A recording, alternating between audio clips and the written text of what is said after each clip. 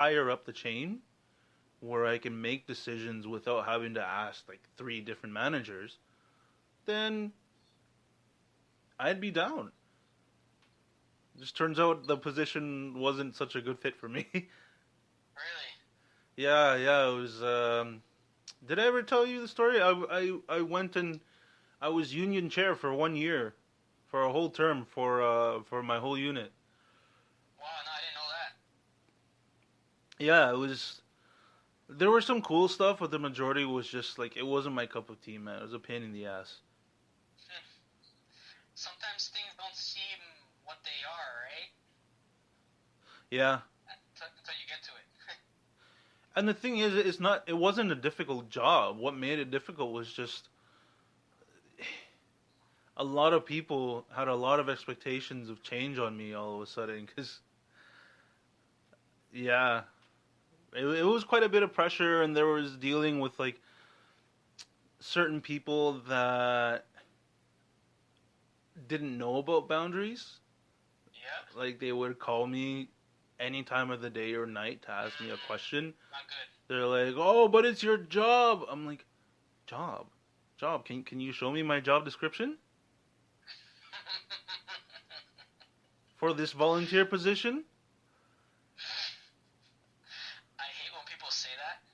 It's your job. Like, you don't know your job. Like, they know your job better than you do. You know But what I like, mean?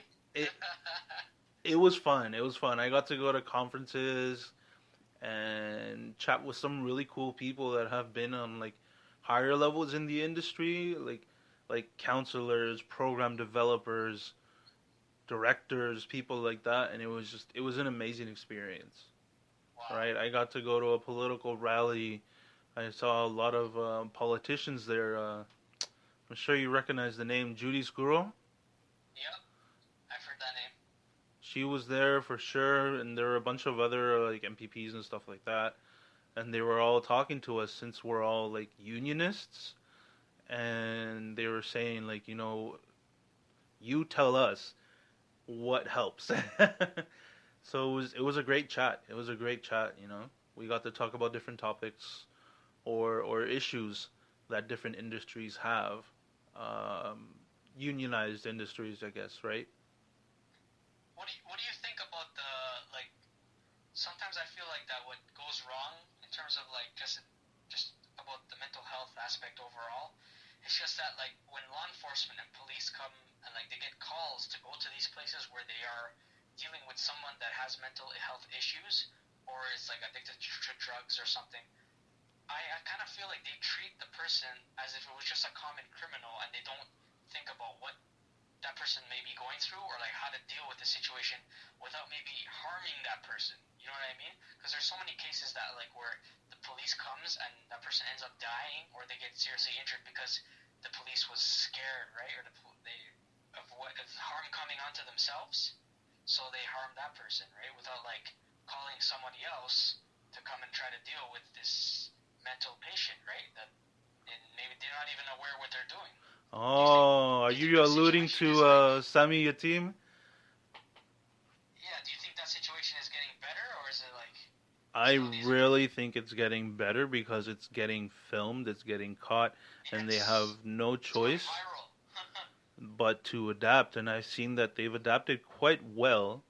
Because in my day to day, we'll have a couple calls for the cops a couple times, but Yeah. they always come ready to talk to them and like super nice and gentle, and they give them a chance to like get their shit or whatever and leave peacefully, right? Um, Even So you don't then, see the shoot first mentality in them. no, no. I think That's good. that's a lot of social media and personal opinion and stuff like that. Yeah, I agree. Cause like What do you think? the training that I see from these guys is stellar, man. There's people really trying to like get arrested, and they just like, okay, let's go, come on, and then if they have to like cuff them and take them, then they'll do that. But it's always like, okay, they're always Peaceful. gonna go for calmness. Or if it's like really bad and somebody's just having a break and nobody can get near them, then that's where we would call the MCIT, Yeah. the Mobile Crisis Intervention Team, and just tell them what's happening. And they've been really good. They've been super good. They get there in like 5 minutes. Wow. So it's like it's been very helpful, right?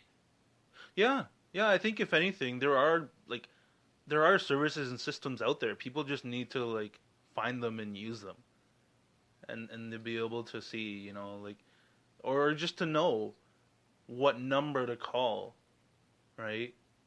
Yep. Because a lot of the time, if you just call the police to remove somebody, all they're gonna do is probably give the guy a break, drive him a block, and throw him out the car and be on their way.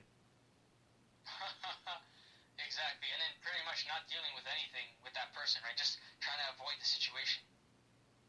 Yeah, yeah. Because I've seen it. Like I don't know if they actually take them to the station, unless it's like something really bad, to get them processed, right? Yeah. Because a lot of the times we'll kick somebody out, cops go and they take them and whatever, and then like they're back in the evening. They're Wow. they're like back for dinner, man. So nothing was accomplished. Well, I mean, a lot was accomplished in the sense that like they got to see that okay, there's a consequence to me acting out, Yeah, right? true. So it's like it might be like a deterrent, I guess, for the next time. Yeah, yeah, for sure. And like I honestly wish I could film it because so many people are so fast to shit on the cops. Like, oh, police brutality. Look at American television. It's the same here. No, no. It's not. People just need to relax a lot. Because, like, yes, there are injustices. I guess it's just better hidden.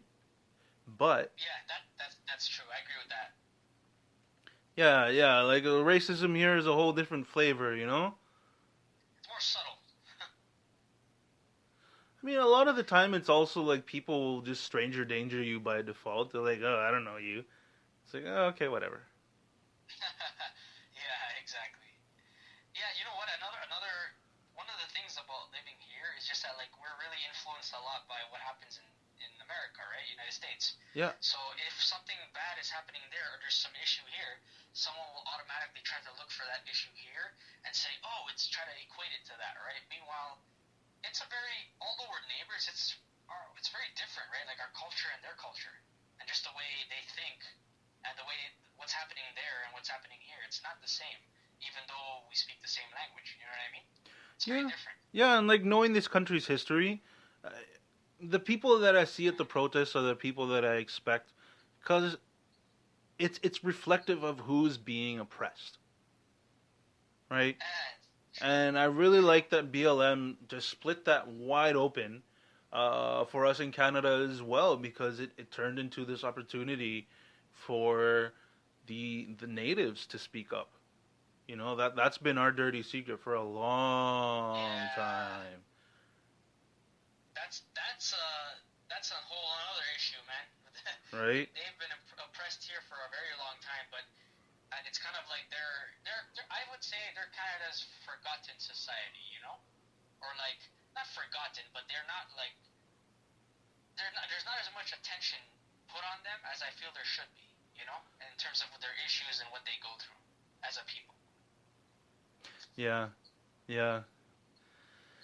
I mean, yeah, And the history. that's a whole other ball of wax, man. But Yeah. But yeah, man, hoping for the best, man, and let's hope that the mental health improves and people take it seriously. And I guess everyone can do their part, right? By looking after one another, even if it's not your family or friends, or just be kind to one another, right? I guess that's what the main thing would be. yeah, Be caring. and not just on Bell Let's Talk Day. We gotta we gotta make it Exactly. a lifestyle to like make it our default in the sense of give everyone a chance to piss you off before you're pissed off. Yeah, for sure. So moving on from there, Vic, a bit just to end off here a bit. Yeah. What do you think about this whole like cryptocurrency craze right now, man? Volatile. It's interesting to put like a little bit just to play with. Like I Yeah, did try investing. I think I showed you some stuff about Coinbase. yeah, Um, the margins are really, really small unless you're yeah, going to like an actual like crypto banker or something like that, right? yeah. Which are about a dime a dozen on Instagram currently. There's so many of them. Forex And people, changed my life.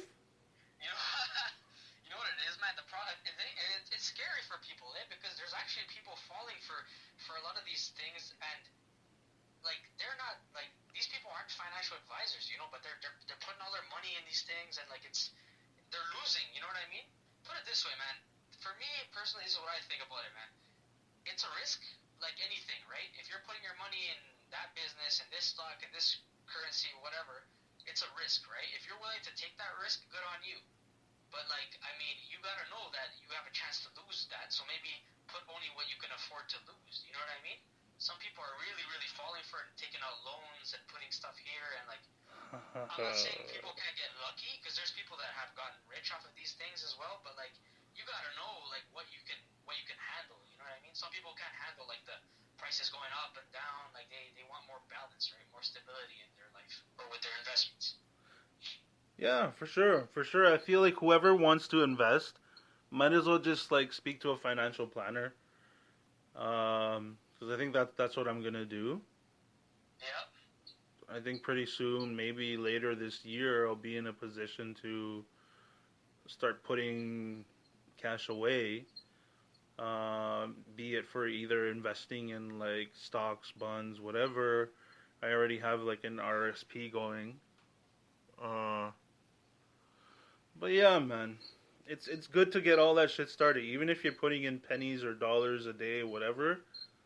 Just it's always good to invest. Yeah, the thing is, I feel like there's a misconception that people have, that they think they have to have a large amount to invest, but it's not the case at all. You can put like whatever little bit you have, like change, and like add it up eventually, and just put that in there. Put it in wherever you think it will grow, or wherever you think it will benefit you later on. Oh But in yeah. terms of like the crypto, man, like it's like you said, it's extremely volatile. People have to be careful. Don't be falling for all these IG experts. You know what I'm saying? Like or YouTube experts. Follow your own advice and the people who you trust around you. Do your own research. Because there's Hmm. so many people that are like, oh look, like you said, and the comments are like, oh yeah, DM me, and like I've seen so many stories. This guy was like, yeah, I DM'd this guy and I ended up with no money later on. How did that happen? I don't know. Do you know who that is that you were talking to, or did he sell you on something and you bought it? Yeah, yeah. But yeah, man, we all gotta think about our futures, But the thing is, I feel like our generation, like younger generation, is like being more affected at it because we're the ones that use like social media, more technology. Older people are just like, yeah, I'll take whatever it goes. Yeah. I'll take whatever I have. Oh yeah. Oh yeah. Like even now, internet business is bigger than ever. Yep, for sure. Like there's less places that you need to physically be there. Yeah. Now to work. Yeah, like you see that cookie place? Oh yeah, that was awesome. It was awesome and they don't need much space. They do their thing, they bake their cookies and they do well, man. What was it again? It was Craig's Cookies or something. Yeah, man, that's what it was. Shout out to Craig's Cookies on Church near Wellesley. Personal shout out for Matt right here. You get more people to go to that place. Good cookies, good coffee. But yeah, man. Anything else you would like to add, Vic? No, no, I think I'm good and this is good timing. We're right about reaching the end of our time here. So thank you to everybody out there that has tuned in or listened or is following. And if you're not, please follow, like, subscribe, do all that good stuff. Matt, you got 10 seconds. Yeah, follow like what Victor said pretty much. And we appreciate all our fans. Until next time, tune in. Peace.